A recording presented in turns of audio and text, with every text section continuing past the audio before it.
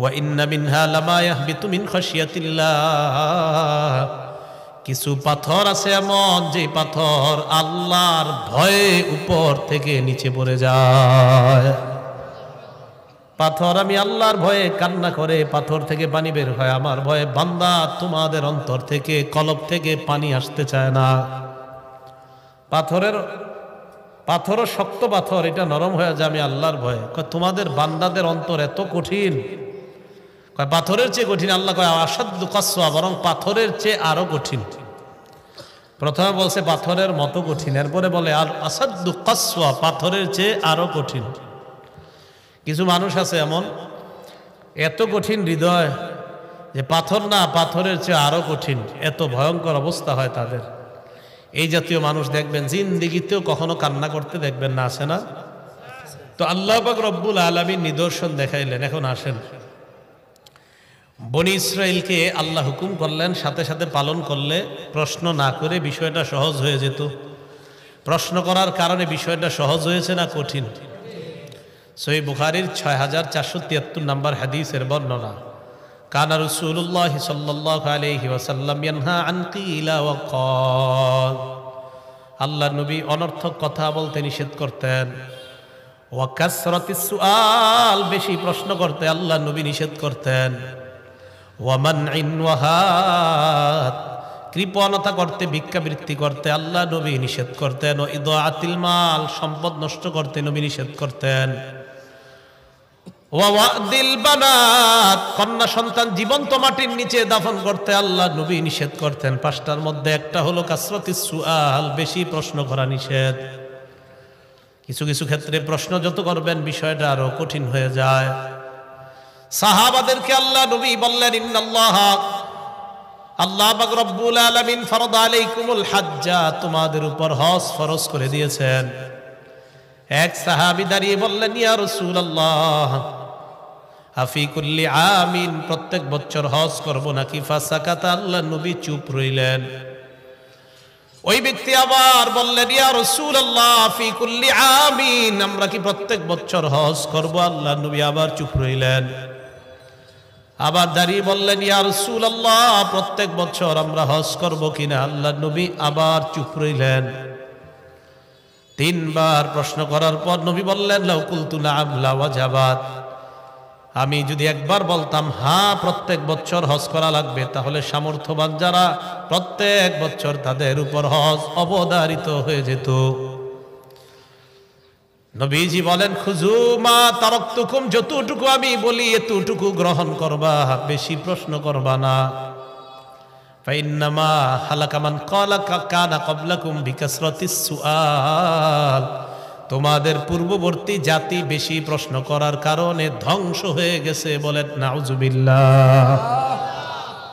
বেশি প্রশ্ন করবা তো বিপদে পড়বা। এই জন্য অনর্থক বিষয়ে বেশি প্রশ্ন না করা।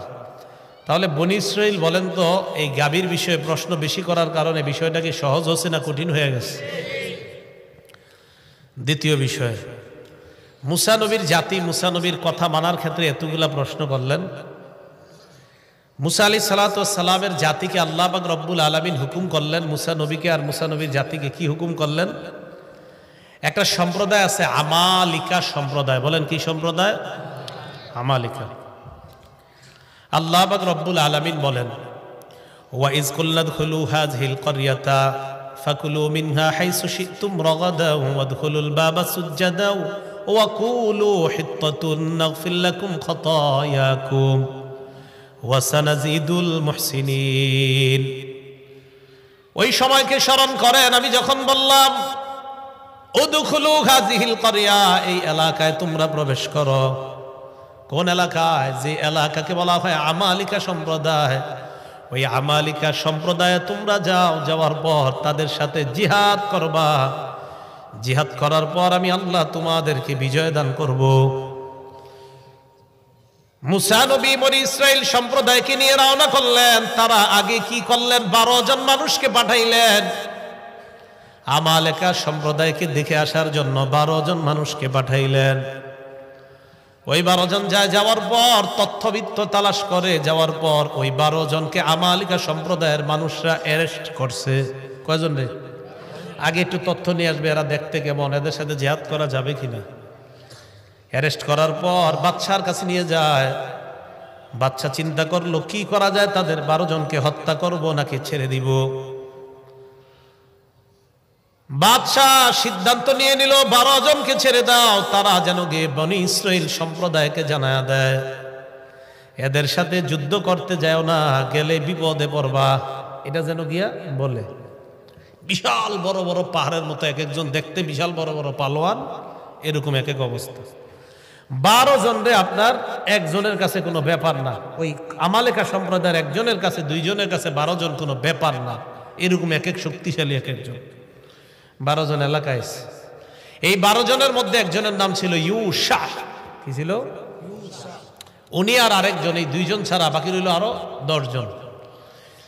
এলাকায় আসার পর ওই 2 জন সবার সাথে পরামর্শ করলো, মোট 12 জনে বললো, এই দেখো আমরা গিয়ে বলবো না বনি ইসরায়েলকে যে এরকম এরকম শক্তিশালী লোক, গেলেই বিপদে পড়বা, বললে এরা আর জেহাদে আসবে না।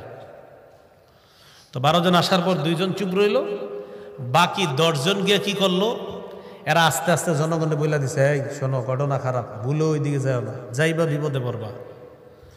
বনি ইসরাইল সম্প্রদায় মুসা নবীকে বললেন, মুসা ইযহাব আনতা ওয়া রাব্বুকা ফাকাতিলা ইন্না হাকুনা কাঈদুন।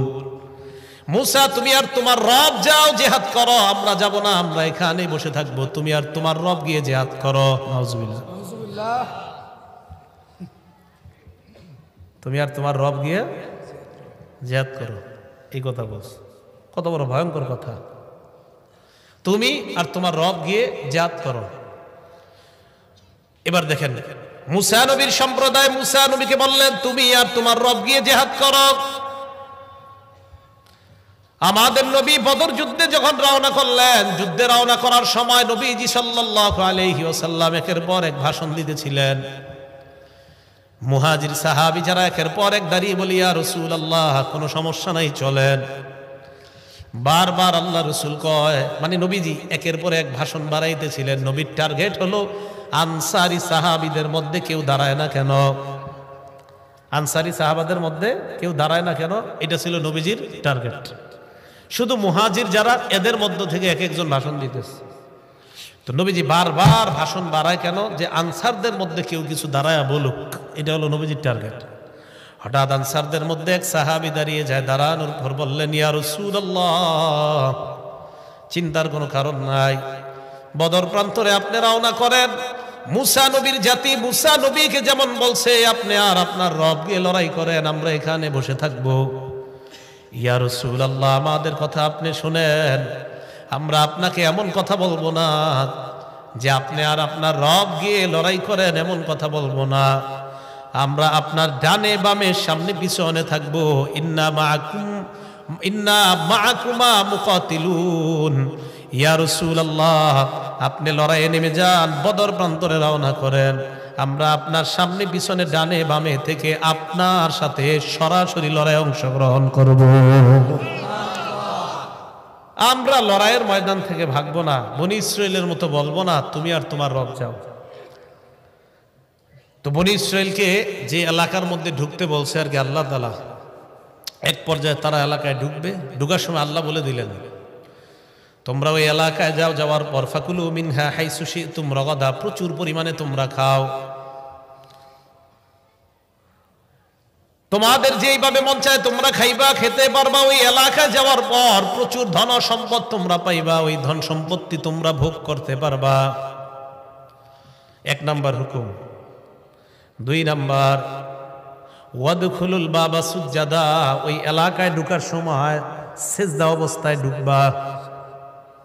3 নাম্বার কুলু হিত্তা, ওই এলাকা ঢুকার সময় বলবা হিত্তা, হিত্তা মানে আল্লাহ আপনি আমাদেরকে মাফ করে দেন, নাগফির লাকুম আমি আল্লাহ তোমাদেরকে ক্ষমা করে দিব। 1 নাম্বার হুকুম এলাকায় প্রবেশ করো। 2 নাম্বার দরজা দিয়ে সিজদা অবস্থায় প্রবেশ করবা। 3 নাম্বার বলবা হিত্তা, বলেন কি বলবা? এনারা কি করছে দেখেন, ফাবাদদালাল্লাযীনা যালামু কাওলান গায়রাল্লাযী ক্বিলা লাহুম ফাআনজালনা আলাল্লাযীনা যালামু রিজসাম মিনাস সামাই বিমা কানু ইয়াফসুকুন। ফাবাদদালাল্লাযীনা যালামু কাওলান গায়রাল্লাযী ক্বিলা লাহুম, তারা ঢোকার সময় আল্লাহ যা বলছে তা তারা পরিবর্তন করে আল্লাহর উল্টাটা তারা কয়। এক নাম্বার, আল্লাহ বলছে সিজদা অবস্থায় প্রবেশ করো, এরা যাওয়ার সময় সিজদা তো দেয় না, মাথা ঝুঁকায় না, বরং এই নিতম্বটা মাটির সাথে হেসরায়া হেসরায়া প্রবেশ করতেছে। মানে আল্লাহ বলছে এমনি, এরা এমনি ঢুকতেছে। দুই নাম্বার, আল্লাহ বললেন নকুলু হিত্ত, তোমরা বলবা হিত্ত, এরা ঢুকার সময় কয় হিন্ত। কি কয়?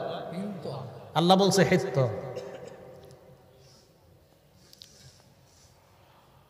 আল্লাহ বলছে হিত্ত, এরা বলছে হিন্ত। কি বলছে? হিন্ত। ইউটিউবাররা আবার মাহফিল আওয়া শুরু করছেন আমার, না?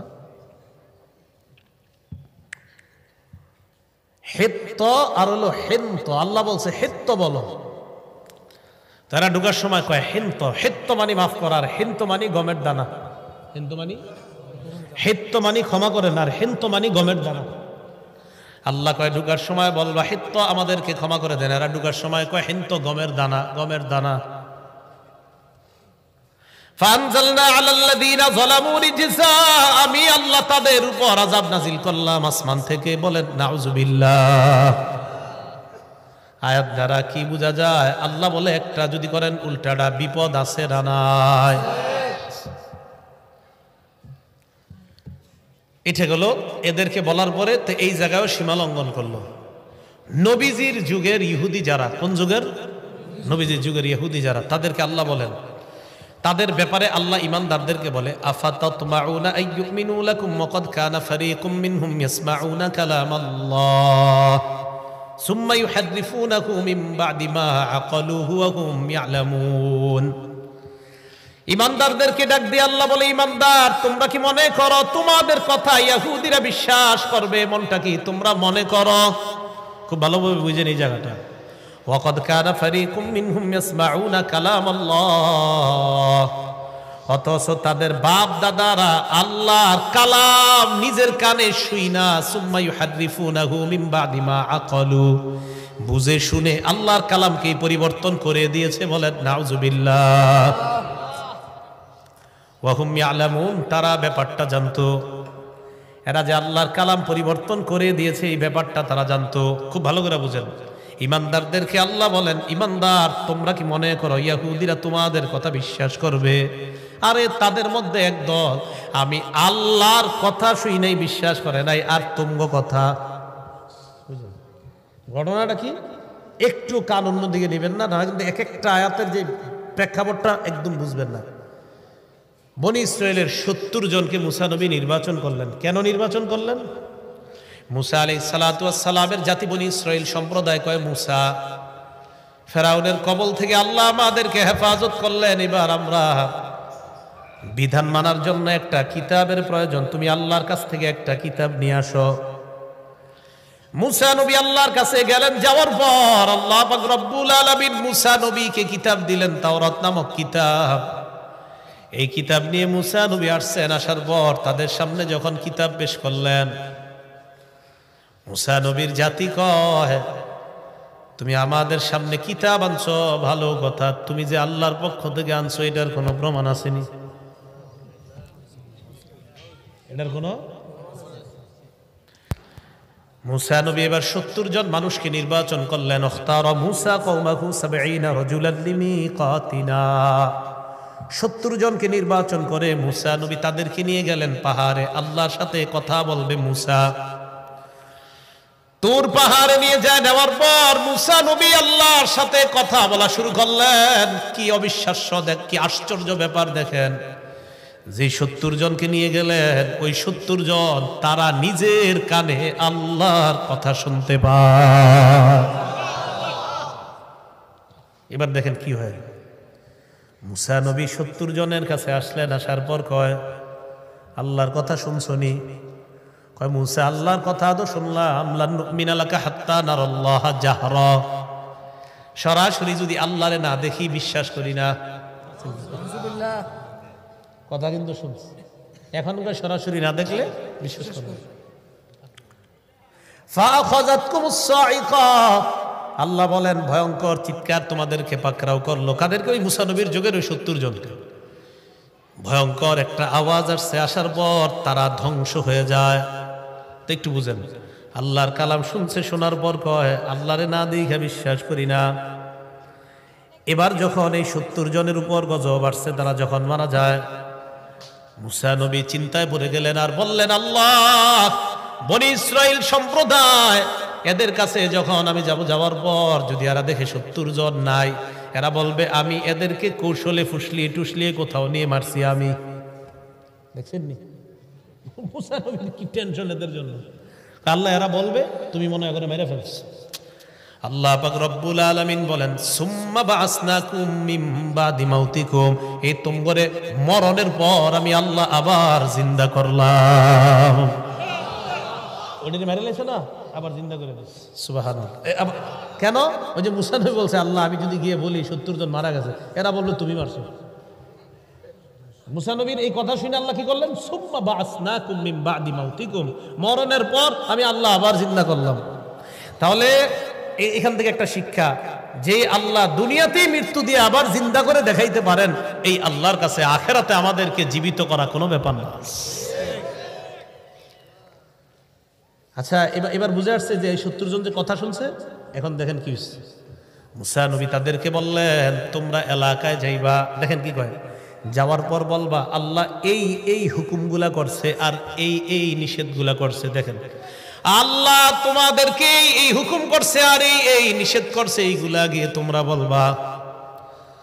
তো কি হয়েছে দেখেন, যখন জাতির কাছে যায়, যাওয়ার পর কয় হুকুমগুলা আর নিষেধগুলারে কয় আল্লাহ এই এই নিষেধ তোমাদেরকে করছে আর এই এই হুকুম করছে, মানে আল্লাহর হুকুমগুলারে কয় নিষেধ, নিষেধগুলারে কয় আদেশ। এই যে আল্লাহ বলেন, ওয়াকাদ কানা ফারীকুম মিনহুম ইয়াসমাউনা কালাম আল্লাহ, ইহুদিরা তোমাদের কথা বিশ্বাস করবে না, তাদের একদল আমি আল্লাহর কথা শুনছে, শোনার পর সুম্মা ইউহাররিফুনা, আমি আল্লাহর কথাই পরিবর্তন করে দিছি। আমি বললাম আদেশ, এরা গিয়া কয় নিষেধ। আমি বললাম নিষেধটা, এরা গিয়া কয় এটাই আদেশ। পরিবর্তন। তো এই কথাগুলা এগুলা গিয়ে কয়। দেখেন এবার কি কয়, ওয়াইযা লাকুল্লাযীনা আমানু ক্বালু আমান্না, নবীর যুগের ইহুদি যারা, তারা যখন ইমানদারদের সাথে সাক্ষাৎ করে, ক্বালু আমান্না, তারা বলে আমরা ঈমান আনলাম। তবে ব্যাখ্যা সাপেক্ষে এই ঈমান আনা মানে এরা কি বুঝায়, মুহাম্মদ সাল্লাল্লাহু আলাইহি সাল্লাম যে শেষ নবী এটা মানি, তবে তিনি তোমাদের নবী, আমাদের না। আমান্না, তবে তোমাদের নবী, আমাদের না। ওয়াইদা খালা বাদুহুম ইলা বাদিন, ইহুদিরা যখন পরস্পর মিলিত হয়, এক ইহুদি আরেকজনকে কয় তুহাদ্দিসুনাকুম বিমা ফাতাহাল্লাহু আলাইকুম লিউহাজ্জুকুম বিহি ইনদা রাব্বিকুম, এই তাওরাত কিতাবে যে আছে শেষ নবী আসবে, আসার পর তারে যে আমরা মানব, এই কথাগুলা যে তাওরাতে লেখা আছে, এটা কি তোমরা মুসলমানদেরকে বইলা দিছো নি? আবার এক ইহুদি আরেকজনকে কয় তাওরাতে তো আছে মুহাম্মদ সাল্লাল্লাহু আলাইহি সাল্লাম আসবে, আসার পর তারা যে আমরা মান্য করব, এই কথা তাওরাতে লেখা আছে, এটা আবার মুসলমান করে তোমরা বলে দিতেছো কিনা? সাবধান, বইলো না, কিন্তু আল্লাহ করে বলে দিচ্ছে। আরে আল্লাহ না বললে জানলাম কিন্তু এই কথা, এই যে আল্লাহ বলে দিচ্ছেন।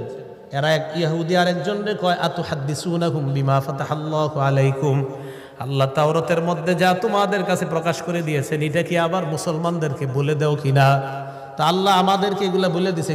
ইহুদি একজন আরেকজনকে কয় সাবধান, তাওরাতে যে লেখা আছে মুহাম্মদ সাল্লাল্লাহু আলাইহি সাল্লাম নামে একজন নবী আসবে, আর আমরা যে তার অনুসরণ করব, এটা মুসলমান করে বইল না।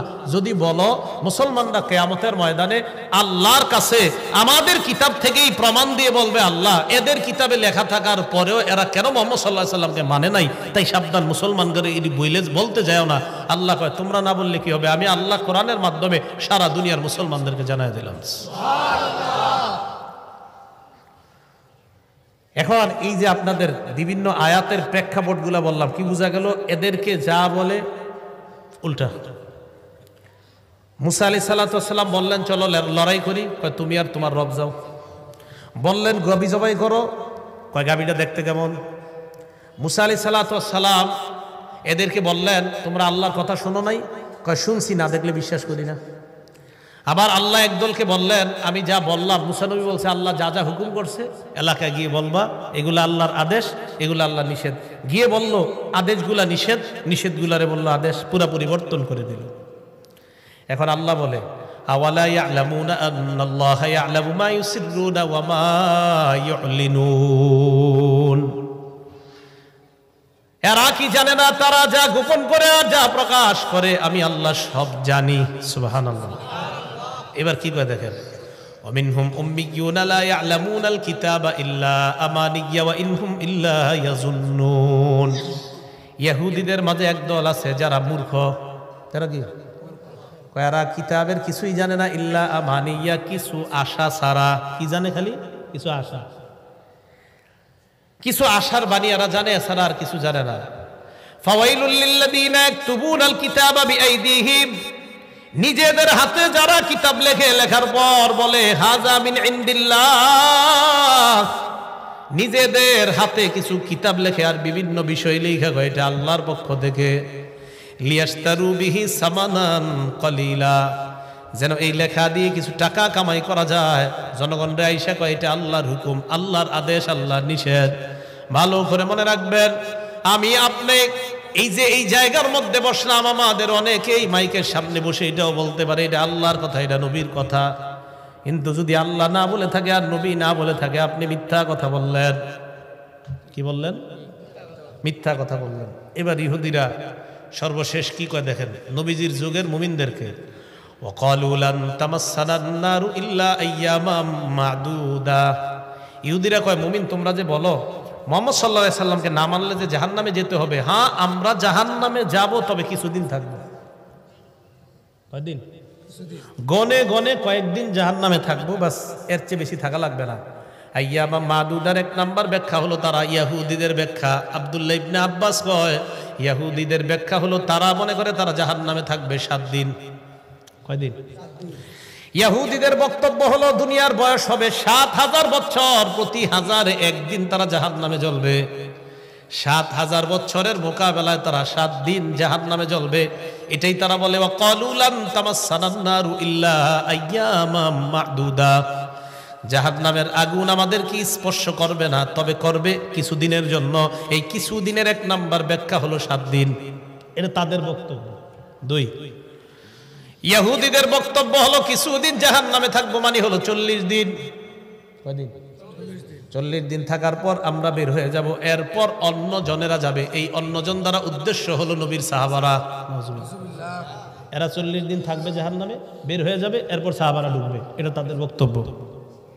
3 নাম্বার বক্তব্য ইহুদিদের, এই কিছুদিন দ্বারা উদ্দেশ্য হলো আমরা যে বাসুর পূজা করছিলাম কয়েকদিন, এই কিছুদিন আমরা জাহান্নামে থাকবো, এর চাইতে বেশি জাহান্নামে থাকবো না। যতদিন বাসুর পূজা করছিলাম এই পরিমাণ জাহান্নামে থাকবো। কি বাসুর পূজা? মুসা নবী যখন আল্লাহর কাছে তাওরাত কিতাব আনতে গেছে, তাওরাত কিতাব আনতে যাওয়ার পর বনী ইসরাইল সম্প্রদায়ের এক ব্যক্তি, তার নাম সামিরি। কি নাম?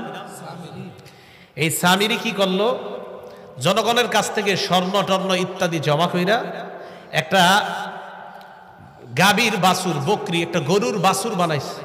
বাছুর বানানোর পর ওইটার ভিতরে আপনার জিবরিল আমিন এই সামিরিকে লালন পালন করার জন্য যেই বাহনের উপর চড়ে দুনিয়াতে আসছিল, এটা যেখানে পা ফেলাইতো সেখানে ঘাস উইটা যাইতো, সে ওই জায়গা থেকে একটু মাটি রেখে দিয়েছিল। এই মাটি ওই স্বর্ণ দিয়ে বানানো গাভীর ওই যে বাছুর আছে ওইটার মুখের মধ্যে দিছে, লাহু খুয়ার, ওইটা হাম্বা হাম্বা শুরু করছে। তো যখন হাম্বা হাম্বা শুরু করছে, বনী ইসরাইল মনে হয় এটাই খোদা, এটাই খোদা। তখন তারা কি শুরু করলো? এই বাছুরের পূজা শুরু করছে। মুসা আলাইহিস সালাতু ওয়াস সালাম তাওরাত কিতাব নিয়ে আসছে, আসার পর দেখে তারা বাছুর পূজা করে। আল্লাহ পাক রব্বুল আলামিন বলেন, ওয়াইদ ক্বালা মুসা লিকওমিহি ইয়া কওমি ইন্নাকুম যালামতুম আনফুসাকুম বিত্তিখাযিকুমুল ইজলা। স্মরণ করো ওই সময়কে যখন মুসা নবী তোমাদেরকে বললেন তোমরা নিজেদের উপর জুলুম করলা বাছুর পূজার মাধ্যমে। এই কাজ তুমি কেন করলা, তোমরা কেন করলা? 16 নম্বর পারা আছে, হারুন নবীর দাড়িতে ধরছে, মাথার চুলের মধ্যে ধরছে। হারুন নবী কয় ইবনা উমলা তাখুজ বিলিহিয়াতি ওয়ালা বিরাসি, আমার দাড়ি ধরবেন না, আমার চুলেও ধরবা না। মুসা নবী বললেন তাহলে কি? হারুন নবী বললেন সব দোষ এই সামিরি গাভীর বাচ্চা বানাইছে, বাছুর বানাইছে, বানানোর পর এটার ভিতরে কি জানি দেওয়ার পর হাম্বা শুরু করছে। মুসা নবী সামিরিকে গিয়ে দইরা কয়, মা খতবুকা ইয়া সামিরি, হে সামিরি বলো তুমি কি করছো, তোমার কি বক্তব্য? সামিরি কয়, বাসুরতু বিমা লাম ইয়াবসুরু বিহি ফাকাবাতু কবদাতাম মিন আসারির রাসূল ফানাবাসতুহা ওয়া কাযালিকা সাওয়ালাত লি নাফসি। কয় আমি যা দেখছি মানুষ তা দেখে নাই। কি কয়? জিবরিল আমিনের আসারির রসুল বাণী হলো, রসুল বাণী এই জায়গায় জিবরিল আমিন উদ্দেশ্য। কয় তার এই আসার, তার নিদর্শন, তার পা যেখানে পড়তো বাহনের, ওটার জায়গাটা আমি ভালোভাবে লক্ষ্য করলাম, ওখান থেকে আমি একটু মাটি রেখে দিলাম, সেটা ফানাবাসতুহা, এই অংশটা আমি এই গাভীর বাছুরের মুখে দিলাম। এই কাযালিকা সাওয়ালাত লি নাফসি, আমার এরকমটা মনে হয়েছে তাই আমি মনে মনে এরকম একটা সাজায় এমন করলাম। করার পর দেখি দেওয়ার পর এটা হাম্বা শুরু করছে। জনগণ এটারে খোদা মনে কইরা বাছুর পূজা শুরু করছে। মুসা আলাইহিস সালাতু ওয়াস সালাম বললেন, আজকে থেকে তোর শাস্তি হলো লা মিসাস, যতদিন বাঁচবি খালি বলবি লা মিসাস, আমারে কেউ ধরবা না। এই সামিরি এলাকায় ঘুরতো আর বলতো লা মিসাস, আমারে কেউ ধরবা না। এটা রোগ হয়ে গেছে, লা মিসাস। এখন দেখেন এই যে বাছুর পূজাটা করলো, বাছুর পূজা, এই বাছুর পূজা এরা যতদিন করছে, এরা কয় আমরা জাহান্নামে, বাছুর পূজা যতদিন করছি ততদিন আমরা জাহান্নামে থাকবো, এর চাইতে বেশি পরিমাণ জাহান্নামে আমরা জ্বলবো না। এটা তাদের বক্তব্য। এখন আপনারা বলেন, আপনাদের কাছে জানতে চাই, আমরা কি এক নবীরই শুধু বিশ্বাস করি না দুনিয়ার সব নবীরই বিশ্বাস করি? তো বনি ইসরাঈল ইহুদি সম্প্রদায়, নবীজির যুগের ইহুদি সম্প্রদায় যারা, তারা মুসা নবীরে নবী মানে, আমাদের নবী মানে, কিন্তু তাদের নবী না। কথাটা বুঝছেন? তিনি তোমাদের নবী, তিনি শেষ নবী, বাকি তোমাদের, আমাদের না। এবং তারা এই বিশ্বাস নিয়ে জান্নাতে যেতে চায়। বলেন আমাদের নবীজিরে না মানছে আর তিনি জান্নাতে যাবে, এটা কি সম্ভব? কখনো অসম্ভব। এটা জান্নাতে যাওয়া কোশ্চিনকালেও সম্ভব না। তো এখান থেকে আমাদের শিক্ষা হলো, আমরা পৃথিবীর সব নবীরে বিশ্বাস করি। আরেকটা বিষয়, হুকুম পালনের ক্ষেত্রে সীমা লঙ্ঘন করা যাবে না। বলেন হুকুম পালনের ক্ষেত্রে কি করা যাবে না? সীমা লঙ্ঘন করা যাবে না। যদি সীমা লঙ্ঘন করেন, আল্লাহ চাইলে বানর আর শূকরে পরিণত করে দিতে পারেন। বানর আর শূকর। আল্লাহ বলেন, ওয়ালাকাদ আলিমতুমুল্লাযীনা আতাদাউ মিনকুম ফিস সাবতি ফাকুলনা লাহুম কুনু কিরাদাতান খাসিঈন। দাউদ নবীর জামানায় তোমরা সীমা লঙ্ঘন করেছিলে। ইহুদি সম্প্রদায় এমন সীমা লঙ্ঘন করছে, আল্লাহ পাক রব্বুল আলামিন তাদেরকে বললেন, লা তাদু ফিস সাব, শনিবারের ব্যাপারে তোমরা সীমা লঙ্ঘন করবা না। আল্লাহ বলে দিলেন, শনিবারে তোমরা সীমা লঙ্ঘন করবা না। মাছ ধরা আমি আল্লাহ নিষেধ করে দিলাম। এদের মধ্যে দুই দল হয়ে যায়। এক দল কয় আল্লাহ যেহেতু শনিবারে মাছ ধরতে নিষেধ করেছে আমরা ধরবো না। আর এক দল কয় আল্লাহ নিষেধ করছে শনিবারে মাছ ধরতে, কিন্তু আটকাইতে তো নিষেধ করে নাই। কি করতে? এনারা কি করছে? ওই যে দেশ গ্রামে আপনারা মাছ আটকানোর জন্য কত কিছু বানান না, এরকম বানাইছে। কেন? আমরা ধরবো না শনিবারে, কিন্তু শনিবারে প্রচুর মাছ আপনার নদীর কিনারা আইসা লাফায় উপরে ওঠে, কিন্তু আল্লাহ নিষেধ, শনিবারে মাছ ধরা যাবে না। এরা কি করে? এমন এমন জিনিস বানাইছে যেন মাছগুলা লাফায় ওই জায়গায় আটকায় যায়, এরা রবিবারে ধরবে। কিবারে? তাহলে এটা আল্লাহর হুকুম পালনের ক্ষেত্রে এটা ফাইজলামি না? আল্লাহ বলছে শনিবারে মাছ ধরবে না। এরা সীমা লঙ্ঘন করলো, শনিবারে মাছগুলাই বিভিন্ন কৌশলে তারা আটকায়, অন্য দিন গিয়ে মাছ ধরে। আল্লাহ বলেন, ফাকুলনা লাহুম কুনু কিরাদাতান খাসিঈন, আমি আল্লাহ তাদেরকে হুকুম করলাম বানর আর শূকর যেন হয়ে যায়। এরা বানরে পরিণত হওয়ার পর আত্মীয় স্বজনের কাছে আসতো, আসার পর বানরের রূপে আসতো, কিন্তু কথা বলতে পারতো, আইসা কথা বলতো, ইত্যাদি বলতো, কিন্তু দেখতে বানর। সাহাবারা প্রশ্ন করলেন, ইয়া রাসূলুল্লাহ, এই বানর থেকে কি দুনিয়াতে বানর? নবীজি বললেন, না না, এই বানর থেকে দুনিয়াতে বানর না। বুঝলেন? ডারউইনের মতবাদ যে এইভাবে মানুষ থেকে বানর হয়েছে, আস্তে আস্তে আস্তে আস্তে এরা মানে উল্টা পাল্টা কথা কয়, বানর থেকে মানুষ ইত্যাদি কয়। নবীজি বলে না, বানর আগে থেকেই ছিল। বলেন কি? বানর আগে থেকেই ছিল। এরপরে রাসূল সাল্লাল্লাহু আলাইহি ওয়াসাল্লাম বললেন, কোন জাতিকে আল্লাহ যখন বিভিন্ন গজব দেয়, ওই গজবটাই আল্লাহ বিলীন করে দেয়। যেহেতু তাদেরকে বানর বানাইছে আল্লাহ, ওই বংশগুলারে আল্লাহ বিলীন করে দিয়েছে। তাই দুনিয়ার বর্তমান যে বানর, এটা যে ওই বানর হতে হবে এটা না, বানর আল্লাহ আগেই সৃষ্টি করেছেন, কিন্তু ওই বানর যাদেরকে আল্লাহ বানাইছে এটা হলো আল্লাহর পক্ষ থেকে গজব। এক বানর তো আল্লাহর সৃষ্টি, বানর একটা বানর তো আল্লাহর সৃষ্টি, এটা না। কোনো মানুষকে বানর বানানো মানে এটা তার উপরে গজব।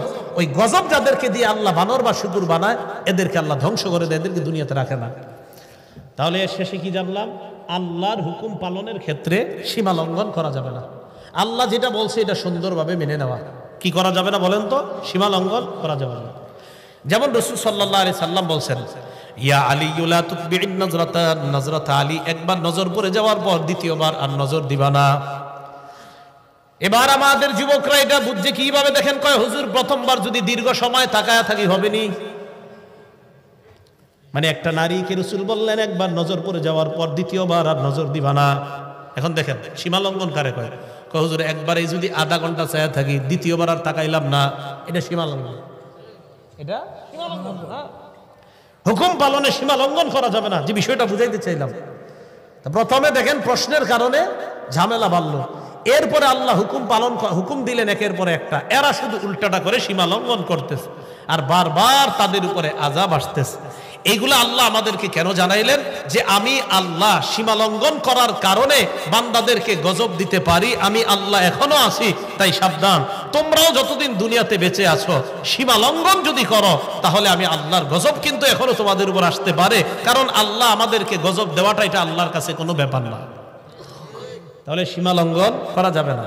ক্বালা রাসূলুল্লাহ সাল্লাল্লাহু আলাইহি ওয়াসাল্লাম, নবীজি সাল্লাল্লাহু আলাইহি ওয়াসাল্লাম বলেন, মা মিন রাজুলিন ফি কওমিন ইউমালু ফীহিম বিল মাআসি ইয়াকদিরুনা আলা আন ইউগাইয়িরু ফালা ইউগাইয়িরু আলাইহি ইল্লা আসাবাহুমুল্লাহু বিআযাবিন মিন ক্বাবলি আন ইয়ামুতু। নবীজি বলেন, আপনি কোন এলাকার মধ্যে আছেন, ওই এলাকায় যদি আপনি অন্যায় দেখেন, সীমা লঙ্ঘন দেখেন, আল্লাহর হুকুম পালন করার ক্ষেত্রে মানুষ শুধু উল্টা পাল্টা যদি দেখেন, দেখার পরেও যদি আপনি বাধা না দেন, আবার দেখার পরেও যদি আপনি বাধা না দেন, নবীজি বলেন মরণের আগে এমন গজব আসবে আপনার উপর, আল্লাহ মরণের আগে কোনো না কোনো শাস্তি আপনাকে দিবেনি, কোনো না কোনো শাস্তিতে পড়ে যাবেন। এলাকার মধ্যে দেখবেন আল্লাহ বলছে সুদ খাওয়া হারাম, এরপরেও যারা খায় আর বলে সুদ আর ব্যবসায় করো। একটা হলো সুদ হারাম, হারাম মানে কিছু মানুষ, এরপরেও খায়, সুদরে হারাম মাইনা এরপরেও খায়, এটা একটা বিষয়, বেচারা দোয়া করি ফিরে আসবে। আরেক দলের লোক হয় না আন্তাজি, সব জিনিস কি আর সুদ নি বাপ ধরে, তারপরে কি করে বিভিন্ন সুরতে সুদ খায়, বিভিন্ন সুরতে। তো বিভিন্ন সুরতে যে সুদ খায়, এও জানে যে এটা সুদ, কিন্তু মানুষকে বুঝাইতে চায় আমি কি ওইভাবে খাইছি না, আমি তো ওইভাবে খাইছি। তো এটা কিন্তু আল্লাহর হুকুমের সাথে সীমা লঙ্ঘন। আপনি যেইভাবে খান, সুদ যদি হয় এটা কিয়ামত পর্যন্ত সুদ, এটা হালাল হবে না। আর আপনি বিভিন্ন ঘুরায়া পেঁচায়া এটারে তেনা লাগানোর চেষ্টা করেন, সুদ, এটা সুদ, এটা সীমা লঙ্ঘন করা যাবে না। তো অনেক মানুষ বুঝাইতে চায় ওইভাবে খাইলে তো আর সুদ হয় না, এইভাবে তো আর সুদ হয় না। এটা কিন্তু আল্লাহর হুকুমের সাথে সীমা লঙ্ঘন করা। কিভাবে? কয় যদি ডিপোজিট করি, হ্যাঁ আসেনি এরকম, হ্যাঁ। এই যে বিভিন্ন জিনিস বিভিন্ন জায়গায় আপনাদেরকে বিভিন্ন আশা টাশা ইত্যাদি দিয়ে নির্দিষ্ট একটা লভ্যাংশ আপনাদেরকে বলা হয়, আর নির্দিষ্ট লভ্যাংশের বিনিময়ে টাকাটা নেওয়া হয়। নির্দিষ্ট লাভ এখানে পুরাপুরি একদম ধার্য করে দেয় যে তুমি বছর শেষে ৩,০০০ পাইবা, বছর শেষে ৬,০০০ পাইবা। এটা পুরো সুদ, সম্পূর্ণ সুদ, সুদ। এরপরে আরেকটা সুরত বলে কয় ভাই মুজারাবা। মুজারাবা মানে একজনের মাল আরেকজনের শ্রম, একজনের টাকা আরেকজনের শ্রম দিবে। তো এটার বিনিময়ে কয় এটার বিনিময়ে লাভ দেই। কেন লস হইলে কি এটা দুইজন নেননি? কয় না না, লস হইলে তো দুইজন নেন না, তো এটা ব্যবসা করে কিভাবে? ব্যবসায় লাভ লস দুজনের পক্ষে কথা থাকতে হবে। লাভ লস হলে, লাভ হলে দুজনের, লস হলে দুজনের। ও মা, শুধু লস একদল ভোগ করবে, লাভ আরেক দল ভোগ করে। লস হলে কয় জানি না, তোমারে চিনি না, এটা কেমন? না, লাভ লস দুটোটার ভাগিদার নিলে এরপরে তো অনেকে বুঝায়, বিভিন্ন ইসলামী নাম দিয়ে বুঝায়, হ্যাঁ আমরা তো ব্যবসার মাধ্যমে লভ্যাংশ দেই। পাল্টা প্রশ্ন করবেন, যদি এখানে লস খাই তাহলে কি আমি খাবো না আপনারাও খাবেন? তখন বলবে শুধু তুমি খাবে, আমরা না। হলো না, লস দুই পক্ষ খেতে হবে। তা লস দুই পক্ষ যদি হয়, লাভ দুই পক্ষ হয়, তাহলে এটা সুদ মুক্ত হবে। তো যে বিষয়টা বুঝাইতে চাইলাম, আল্লাহর হুকুম পালন করার ক্ষেত্রে আমরা কখনোই সীমালঙ্ঘন করব না।